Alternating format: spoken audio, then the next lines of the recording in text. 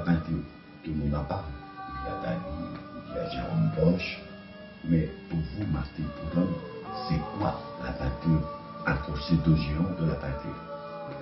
Alors, je me situe entre ces deux géants de la peinture que dans la mesure où tout le monde se situe entre ces deux géants de la peinture. C'est-à-dire que, pour moi, il n'y a pas des géants de la peinture. Il y a des artistes qui ont fait passer des choses dans leur travail qui ont frappé les gens.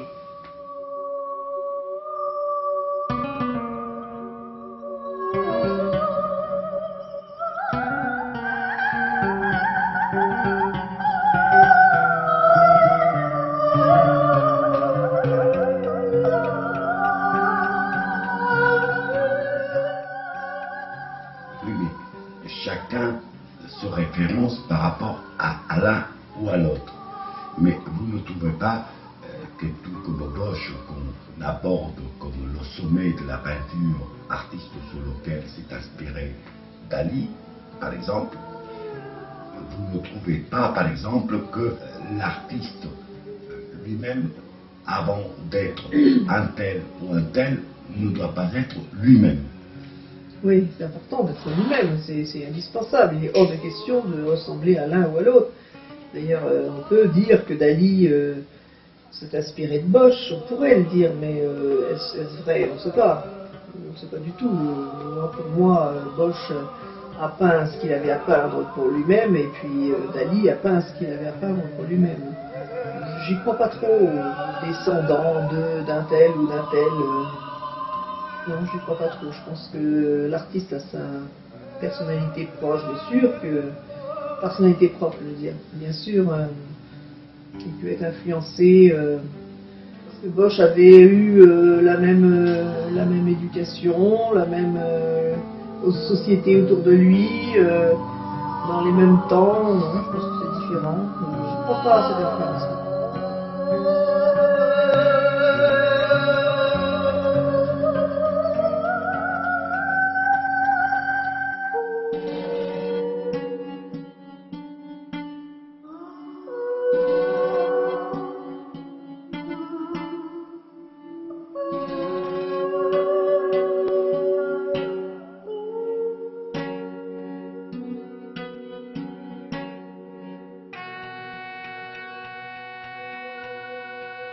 Je dis ça parce qu'en général, quand les gens regardent la peinture, ils ont besoin d'un repère.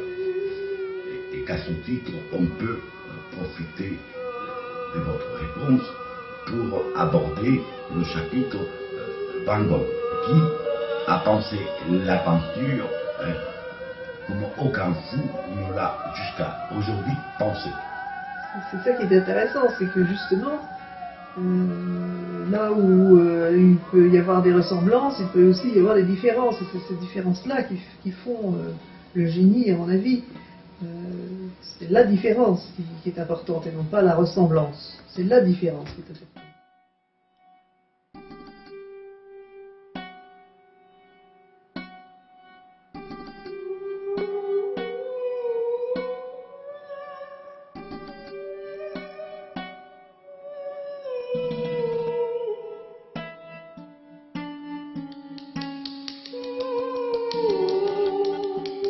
Par exemple, quand je regarde vos tableaux et qu'on s'y introduit, qu'on s'y enfonce, on distingue des images, des émotions, des choses absolument personnelles qui appartiennent au domaine de l'absolu, domaine dans lequel l'artiste a du mal à s'exprimer, mais qui m'ont frappé par la puissance. Est-ce que, quand vous peignez, vous avez le sentiment de créer quelque chose de sublime ou d'assouvir un besoin impérieux? Oui, il y a un peu des deux dans ce que vous dites, dans la mesure où, effectivement, quand on peint, avant tout, on peint pour soi, pour exprimer quelque chose qui est en soi, et c'est impérieux et c'est indispensable à l'équilibre de soi-même.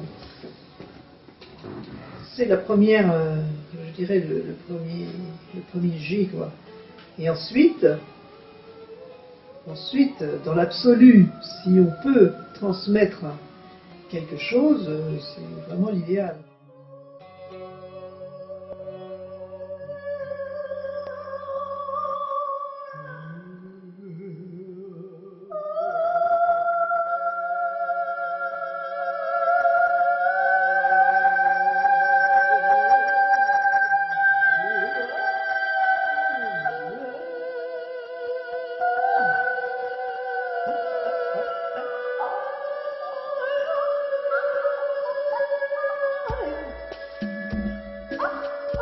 Mais ce premier jet, par exemple, ce premier jet dont vous parlez,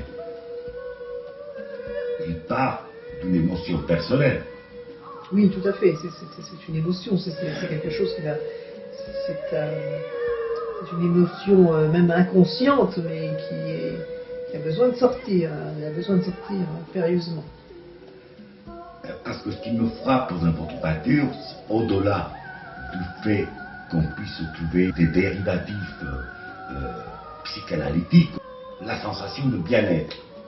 Bien-être que vous éprouvez au moment où vous peignez. Est-ce que c'est ça que vous cherchez à partager avec le regardant, on va dire ça comme ça, c'est un mot barbare qui ne veut rien dire. Est-ce que c'est ça que vous voulez exprimer, ou est-ce que au moment où vous le faites, vous ne savez pas ce que vous faites et que votre peinture, au-delà de vous, appartient à quelqu'un d'autre? Effectivement, ça m'appartient dans le sens où c'est impérieux et il faut que je le peigne. Et à partir de ce moment-là où il se peint et il se fait, à partir de ce moment-là, il peut appartenir à qui voudra. Oui, c'est une affaire libre.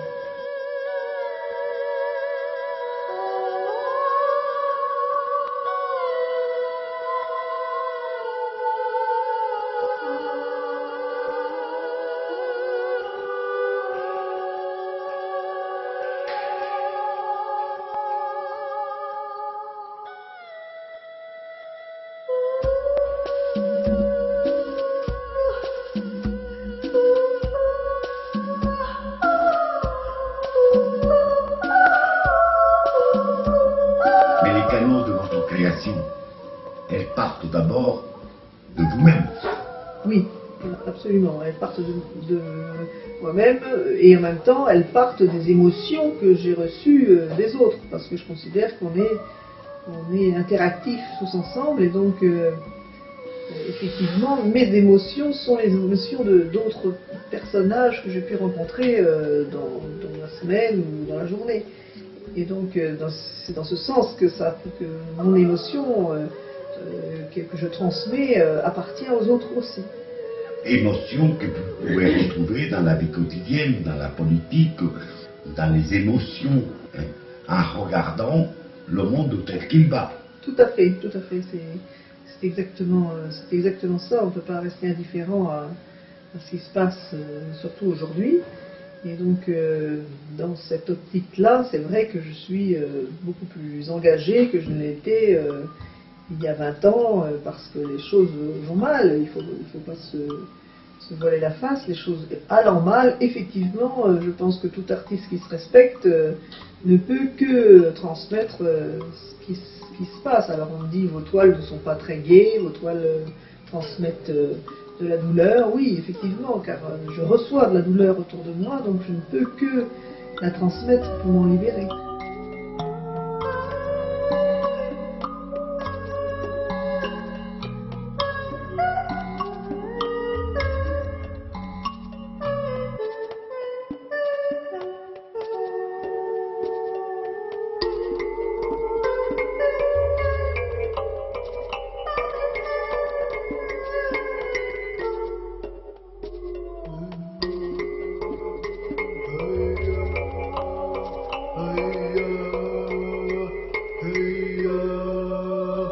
Est-ce que le mot engagé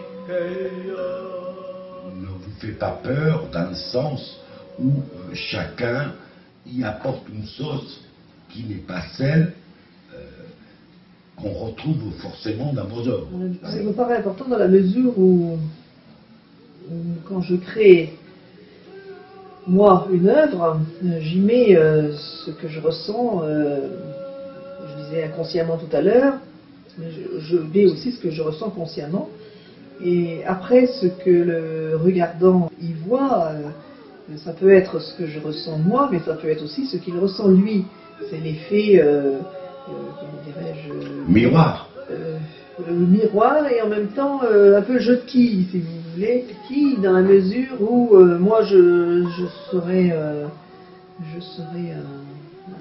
un boulet en quelque sorte lancé, puisque je crée quelque chose que je projette aux autres. Effectivement, les autres le reçoivent. Alors ils peuvent en être renversés ou tenir debout. Enfin, c'est vrai que quelque part il y a un effet interactif là-dedans qui n'est pas effet de miroir en fait. Miroir et à la fois autant je crée quelque chose, mais je suis aussi créateur, quelque part je suis créateur d'émotions.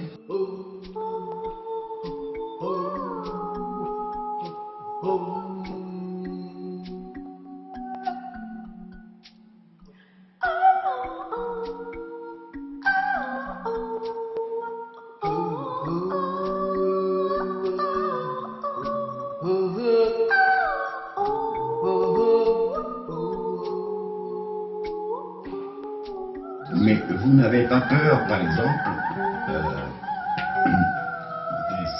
de ce renvoi qui, parfois, ne correspond pas à l'idée que vous faites de vos toiles, et qu'on retrouve dans le fantasme du regardant. Oui, mais ça ne me gêne pas, dans la mesure où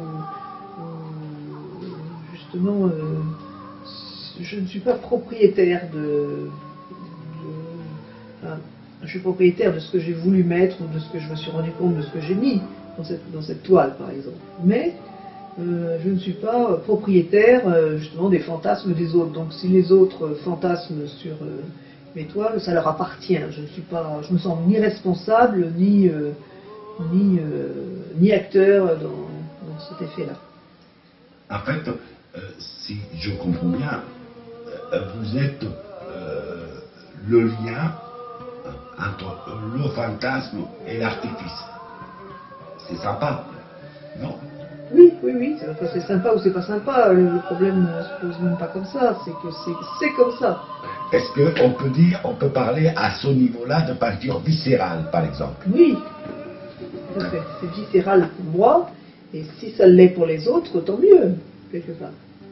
D'accord. Et ça ne vous fait pas peur, par exemple, certaines réactions qui font qu'on vous colle un discours qui, à la base même de la création, n'était pas le vôtre? Non, quelque part... Vous découvrez? Non, je ne me découvre pas dans le fantasme des autres. Ça, non, mais vous vous découvrez en faisant la peinture. Je me découvre moi-même en faisant ma peinture. Après, ce que les gens y voient ou pensent de moi, ça ne me concerne pas.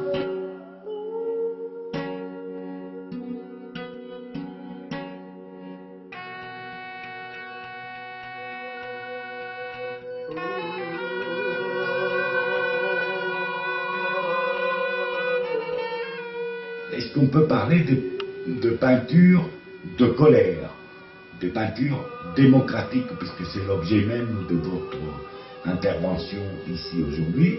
Oui, c'est vrai que ça a un côté, aurait une portée démocratique, dans le sens où il y a un partage, sans aucun pouvoir des uns ou des autres. Donc oui, j'y tiens d'ailleurs à cela. Au terme démocratique lui-même. Au terme démocratique, oui, d'échange. Mais qu'est-ce que vous entendez par démocratie, par exemple? Démocratie, j'entends un pied égalitaire à chacun pour pouvoir s'exprimer, surtout sur le plan artistique. Mais et aujourd'hui, ce n'est pas le cas. Est-ce que, par exemple, quelqu'un qui vient parler de votre peinture comme d'une peinture démocratique ne vous embête pas dans la mesure où la peinture est un acte de création absolu et que, à ce titre, la peinture n'est sujette qu'à sa propre pulsion et non pas à la pulsion d'un élan politique, par exemple.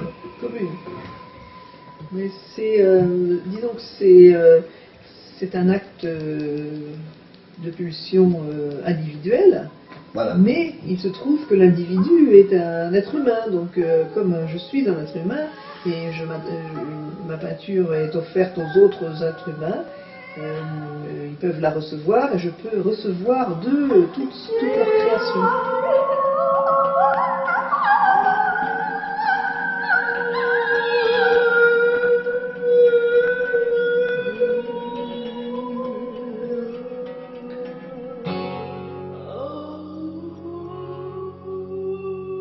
Quand vous peignez, par exemple, lorsque un événement, ce qui se passe aujourd'hui en Afrique du Sud, et que vous êtes artiste, je pense qu'à ce niveau-là, vous êtes interpellé. Ah oui, à ce niveau-là, vous êtes en colère. C'est évident. Je reçois donc, enfin disons que je reçois des informations qui provoquent des émotions, et ces émotions-là, je les transmets dans mon œuvre, évidemment, par les médiums que j'emploie. Et donc à ce moment-là, évidemment, je ne peux pas être indifférente à la justice. Passons à autre chose, puisque c'est une intervention artistique, et nous avons parlé de Jérôme Bosch, nous avons parlé de Dali, de Van Gogh, pour ne citer que les exemples les plus frappants, mais des femmes, par exemple, des femmes artistes, puisque on parle de démocratie, de justice, hein. La place de la femme, par exemple, dans l'univers artistique, je n'ose pas aborder le vide. Le vide contemporain. Bien sûr. Évidemment. Contemporain et même avant. Non, mais c'est le vide contemporain, quand je dis le vide contemporain, je fais référence au vide de l'art contemporain, par exemple. Non, mais l'art contemporain est un art servile qui sert à l'État et à l'argent. Donc, contemporain, il faut bien comprendre ce que c'est contemporain. L'art contemporain n'est pas l'art d'aujourd'hui, c'est l'art que veut bien mettre les médias en avant et qui sert l'argent. Donc, ça n'a rien à voir avec ce que le mot veut dire.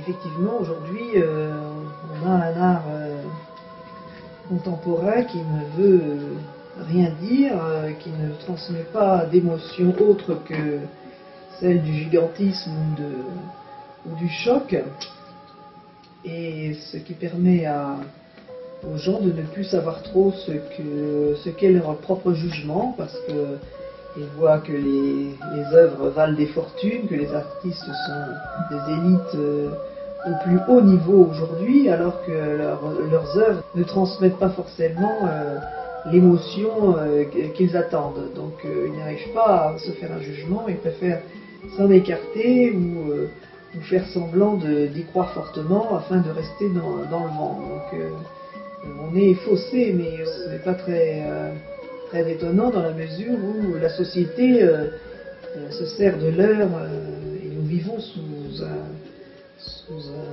sous une burqa de l'heure très importante qui fait que aujourd'hui les gens ne sont plus aptes tellement à juger leur propre existence. Vous, je comprends bien que l'artiste n'a rien à faire avec la façon dont les gens vont recevoir votre création. Mais vous, au moment où vous vous mettez devant la toile, il y a une pulsion. Et c'est cette pulsion qui intéresse. C'est cette colère sensible, voilà. Plus que politique d'ailleurs. Hein. Ça peut être politique, ça peut être autre aussi. En tous les cas, c'est sensible au départ. Et je considère que l'être humain est une boule de sensibilité et que si on lui ôte toutes ses facultés du sensible comme on veut nous le ôter aujourd'hui, en nous mettant de l'art contemporain, en nous mettant de la musique qui n'est pas du tout à la hauteur de l'être humain, évidemment, les temps sont graves et pour redonner vie et houille blanche de l'esprit à l'être humain, il lui faut absolument le laisser s'exprimer, le laisser exprimer son sensible. Le sensible auquel vous faites allusion, n'est-il pas insensible qui vous met parfois en colère dans la mesure où, au regard du monde, vous êtes déçu par le comportement de vos semblables? Je ne suis pas déçu, je cherche à comprendre. Parce que si la société va mal, c'est à cause, ce n'est pas à cause des uns ou des puissances ou des trucs comme ça, c'est à cause de l'être humain qui s'est laissé embarquer dans cette politique et dans cette façon de se faire gérer. Il s'est laissé gérer. Donc, si je comprends bien... Donc c'est lui qui est fautif. Donc, si je comprends bien, votre discours n'est pas celui d'amener les gens à se révolter contre leurs conditions, mais à les conduire à regarder la vie autrement. Tout à fait. Tout à fait. Se révolter contre ces conditions, bien sûr qu'il faut se révolter contre les conditions dans lesquelles on est, mais il faut essayer avant tout de les comprendre, et pour les comprendre, il faut voir où est le hic, où est le problème. Donc vous considérez que les gens sont manipulés, vous considérez que votre création, elle n'est pas manipulée, puisqu'elle est votre instinct, votre colère, votre sentiment profond de la vie telle qu'elle doit être, et non pas telle qu'on nous l'habite.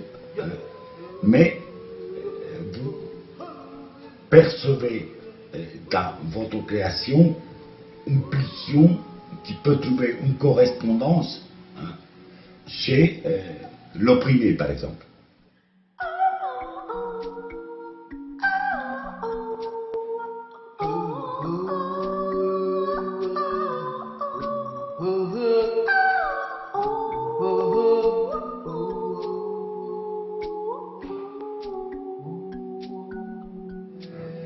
Je cherche, oui, à prouver que l'oppression vient du fait même qu'on ne laisse pas l'individu faire ce qu'il sait le mieux faire que tout, c'est-à-dire créer. On ne laisse pas l'individu créer. Or, créer est un acte tout à fait naturel. L'enfant s'en sert dès le plus jeune âge sans qu'on lui apprenne. Il crée des scénarios, il dessine, il se forge l'esprit et se développe les neurones grâce à l'acte de création. Et au contraire, à l'éducation nationale, ou l'éducation religieuse, ou l'éducation parentale, de génération en génération, on nous apprend à se défaire de ce qu'on sait le mieux faire et d'instinct de surcroît, c'est-à-dire l'acte de créer. Donc, si je comprends bien, si j'ai suivi votre raisonnement, dans votre peinture qui est absolument magique et magnifique, je peux considérer que la vie est une incessante découverte, en fait. Oui, c'est ça. C'est exactement cela. C'est que la vie est une incessante découverte à condition qu'on veuille bien la découvrir. Parce que justement, on a beaucoup de choses à apprendre encore, à mon avis, et beaucoup de choses à découvrir, mais dans l'acte de vie et non pas dans l'acte de mort tel que c'est le cas aujourd'hui. L'acte de mort dans le sens où toutes les facultés humaines sont atrophiées. Donc la découverte chez vous est avant tout une émotion. Oui, ce sont la découverte pour moi, ce sont de multiples émotions mises bout à bout. Ben, c'est un très beau tableau.